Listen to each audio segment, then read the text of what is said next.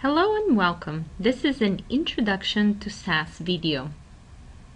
This video is intended for students and professionals with limited or no previous experience with SAS. If you have never worked with SAS before, this is a video for you. The course will focus on simple data analysis such as reading files, combining and modifying data, and statistical analysis. So the introduction to SAS would be in this video, and then I have several econometrics programs with SAS that you can watch.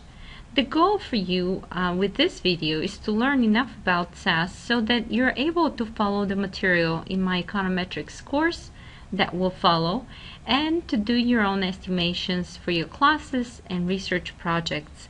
Before we proceed, please download the SAS dataset and the SAS program from my website so that you can follow along. The topics that I will cover in this video: first, I will go over the SAS website and purchasing SAS. Then I will talk about the advantages and disadvantages of SAS. We will talk about the data files, including the SAS data files that have a very complicated extension name called DAT, SAS 7B DAT, Excel files and CSV files that you can read into your program. Then we will talk about the programs, the SAS program file, which has a .SAS extension. We will also talk about libraries and where the SAS files are stored. Then we'll talk about the output file, where the output is saved, about log files, where the commands are executed, and if you have errors, where they're reported. We will also talk about importing and exporting data using proc import, proc export, modifying and listing datasets with dataset proc print, proc contents, and proc sort, and summarizing and analyzing data using proc means, proc univariate, proc frequency, proc g-chart, and proc correlation. We will merge two datasets using proc merge, and we will also do some statistical analysis, including regressions in ANOVA using procreg and procglm. And finally, I will talk about how to use help.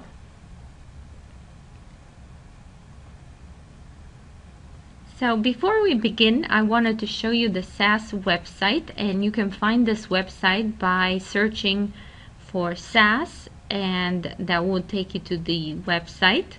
And the website is very comprehensive. It has a lot of material on it, and if you would like to learn more about SAS, it's the SAS 9.3 that we're going to be using here, and you could click on it and you can see a lot of information about it, and including more information on the features, benefits, and so on, and how to order and get SAS.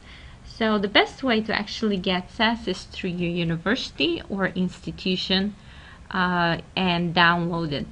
Once you've downloaded and have it on your computer, it is time to open up the program and your data file. If you just go ahead and double click on the program Introduction to SAS that you have downloaded from my website, this is the file that will be open. Sometimes it opens in the SAS Enterprise Guide, and if you don't want that to happen, you have to right click it and say Open with SAS 9.3. And this is where the program is listed, and that's how SAS looks like. And so we can take a look at the program. The first thing to notice here is that if we put a star in front of a line and then semicolon at the end, this means that these lines are ignored and they're not read by Stata. So the first thing to do here is create a library where the SAS data files are located, and that's accomplished by using libname. And then we have lib1 is the name of the library that we're giving it, and in my case that will be C on my C drive, the econometrics/data folder. And each procedure needs to have a run statement at the end. So you can go ahead, and the way to execute lines is you just highlight this and click on submit or run, and that will execute the command. So once you do that, you can see where the files and data are located.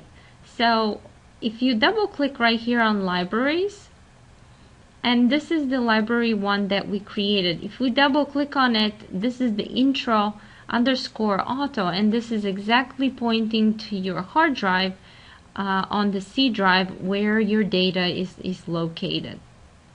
The next thing to do is we can import data so that we can use it, and I will show you 3 different ways because you may have your data imported from different varieties of files.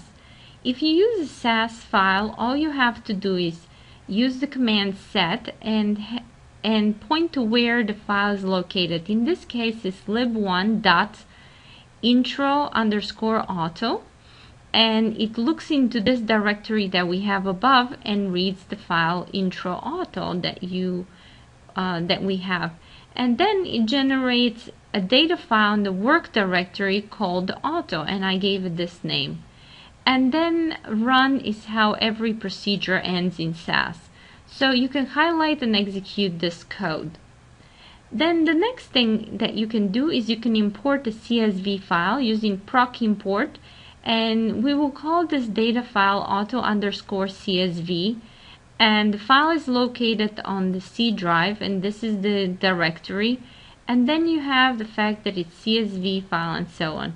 If you forget how to do it, you can also do it the slow way by using File, Import Data, and then click here either on Excel, which you can do for the next step, or you can select CSV, and then Next, and then find where the data file is and so on, and then you can bring it in, and you can also record those commands and then copy them and paste them back into the folder, and that's back into the program, and this is what I've done. So in your case, you can just change where your file is saved and what you want to call it, and then it should work with your program. The third way in which you can import data is from Excel using proc import, and you can see everything here is the same as before, except here you have CSV and here you have Excel, and we would call this file auto_Excel. So you can go ahead and run these 2 files. So now that we're on the Explorer window, and if I click here, we can go up 1 level and then click on the work directory, and here are the files that we have already read inside. That's the auto, and this is auto_CSV and auto_Excel. So all the data is already brought inside. So the next thing that we can do is proc print in the output window. And one thing that will happen is once you run this code here, you will have it echoed in the log file. And I have already pre-executed all the files, pre-executed the program so that we actually can take a look at the log file. And this is what we see here. So as you can see, all of the commands here are echoed, and it tells you that you can use the file. Here's the how many observations are read and so on. And if you have errors, something in here would be in red. So that's a good way to kind of double check your program.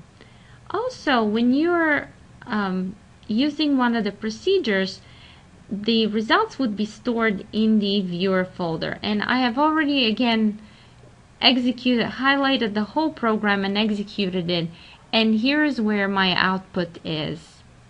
And so with proc print, this is the output that we're getting here, and we're printing the first 10 observations. As you can see, observations equal to from 1 to 10, and we're using proc print data equals auto, and then we end with run. So we can take a look at the data, and we can see we have makes, prices, miles per gallon, repairs, weight, length, and form as our variables that we will use here. The next thing, you can list a variable by using proc contents data equals auto, and then don't forget the run and the semicolons at the end. And these are the results that we get here with proc contents. So you can see how each variable is defined here, and you can see what type it is. And that's helpful particularly when you want to do something with the data, say with the character data that requires it to be numeric data or something like that. The next thing you can do is sort the data, and you can use proc sort data equals auto, and you can sort by make and price and use the run command. So I'm going to open this file auto and then look at it, and as you can see the data is already sorted by make, and then you can see the variables. So this is how you can check on the data that you have. The next thing you can do is calculate descriptive statistics with proc means data equals auto, and if you run this you will get the output that is here. So this is proc means. So when you're running partial code, instead of me running the whole program, make sure that you highlight the whole thing up to run in order for it to run. And so here's the output, and we can see the average for the price, miles per gallon, repair, and so on. The next thing that you can do is calculate detailed descriptive statistics using proc univariate. And here you can call data equals auto, and the two variables would be price and miles per gallon, and you can run this. And you can see how this proc univariate has a lot more output here. And you can see the mean, you can also see the median, and you can see the all of the percentiles here that you might be interested in. And it's very useful to look at the data and look at the extreme observations, the lowest and the highest, just to check for outliers. And you can do the same thing, proc univariate, for the miles per gallon variable, and again you can look into it. The next thing to do here is proc frequency, and in order to do that you can okay, I jumped a little bit ahead of time. So let me show you first how to do descriptive statistics and save them in a file. So you may also want to use the code that we had above and also do these descriptive statistics by make, and to get an average of price and miles per gallon. So how to do that is every time you use the by command, you need to sort the data first by make. And so you can do that with proc sort data equals auto by make run, so the data is already sorted. And now you can run proc univariate data equals auto. You say no print so that it's not printed here in the output window, and then the output file out, you will call it stats, and mean would be equal to price underscore mean and miles per gallon underscore mean, and you can also get the standard deviation and the number of observations. Now notice that whatever you decide to call the mean, you will always take the first variable here and calculate the mean of it here, and the second one here, and we'll calculate the mean of it here. So make sure that the order here corresponds to the order of the variables. So I'm going to look at this stats data file that was created by running this procedure, and here is the stats folder.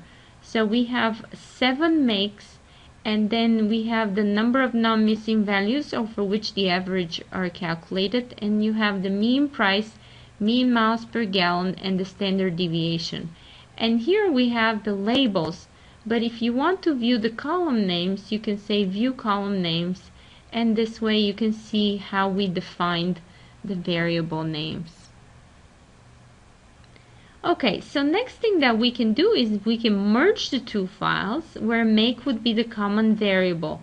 In order to do the merge, first you sort the auto file by make, and then you sort the stats file by make, and then you merge the auto and stats into a data called auto2 by make, and then you run it. And so if I open this auto2, this is what we will find. You see that this is the original data set that we had so far, and this is now the new data set that got merged into it. And notice that the 7 lines of code that we have now they're spread over 26 because this was the average price for this make, AMC, and so on. So the numbers are repeated based on the make. Okay, so now back to the frequency distribution. For different variables, we can use proc frequency data equals auto, and we will make tables of make, foreign, and repairs, and we would run that. And here the frequency procedure results. Here are the tables by make. We have the frequency, percent frequency, and so on. And here is for foreign, where we have the percent frequencies, and for the number of repairs 2, 3, and 4, again we have the percent frequencies here. And this procedure is a lot more useful when you have a categorical variable for which a mean would not be appropriate. The next thing that we can do is a bar chart, and we can do that with proc G chart, data equals auto, and vertical bar make, and that's a discrete variable, and this is the output that we will get right here. We would have 3 observations that are the first make, 2 that are oddie, and so on, and you can see that in a bar chart. Next, we can calculate correlation, and you can see how SAS works. You give it proc correlation first. You always have to point to the data auto that you're working with. You need to give it variables that you want the correlation calculated of. And if you highlight and run this part of the code, this is what you will get here in the results viewer.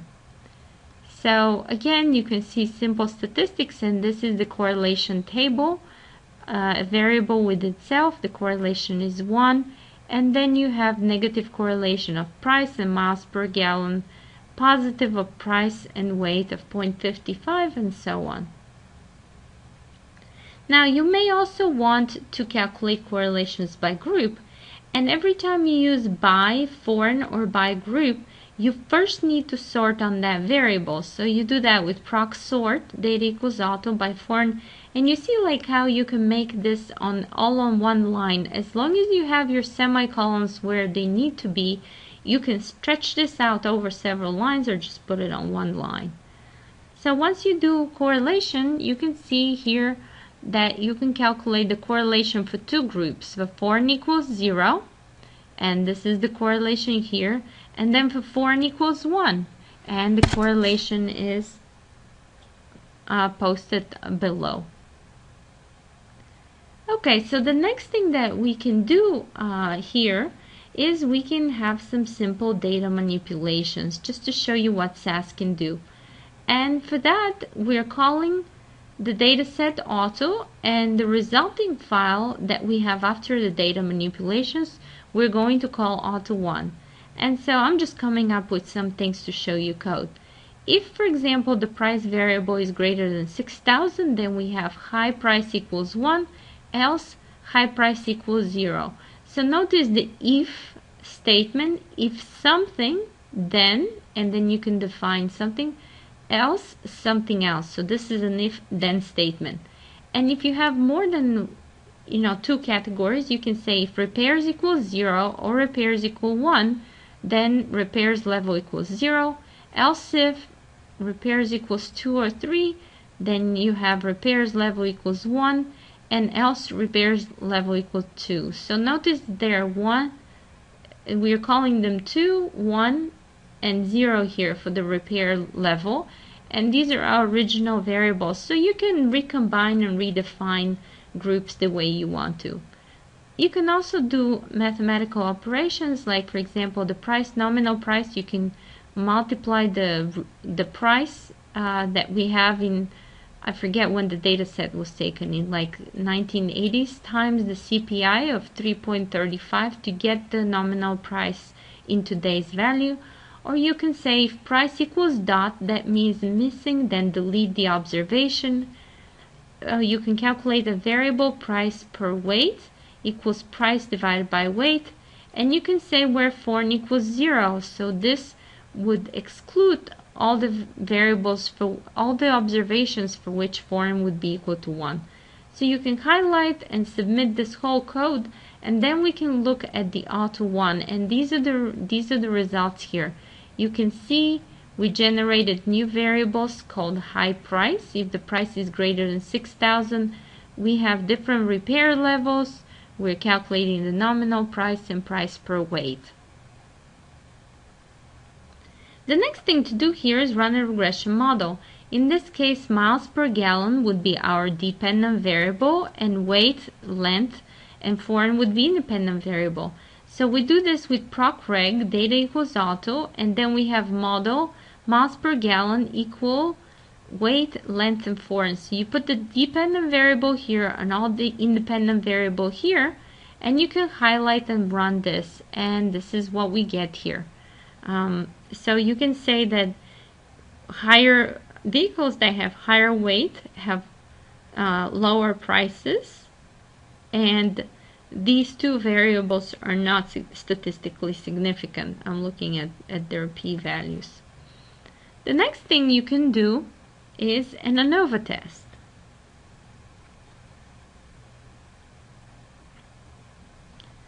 And you can do this with procglm, data equals auto, and then you can do class foreign, and then model equals miles per gallon equal foreign. So we're comparing miles per gallon here for the two groups of foreign and domestic, which is the 0, 1 of the foreign variable. And again, you can see that we have the model here being estimated, and we have the p-values less than 0.05, so we have significant differences based on whether the car is domestic or foreign.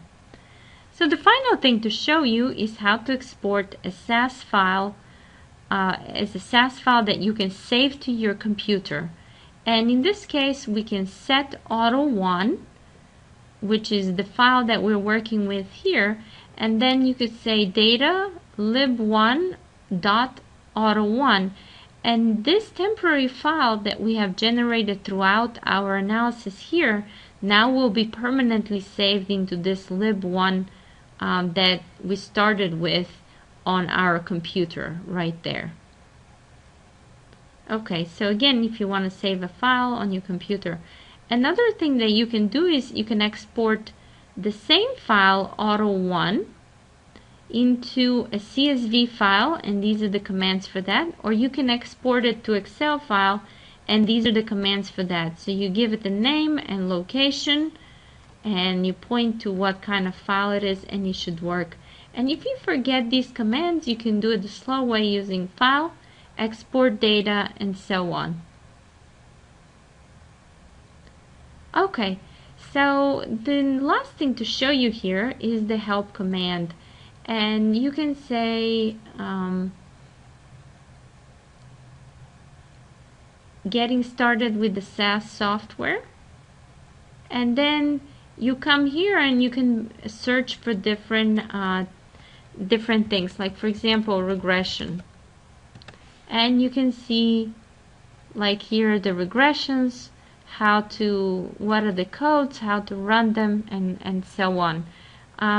This help is not very straightforward to use, so sometimes you need to sift through a lot of things to get to the right answer. So again, SAS has been used for a long time. It's very much preferred by the industry, and so it's been around for a long time, and it's a tried and true kind of thing. So this was my short introduction to SAS. Thank you for watching.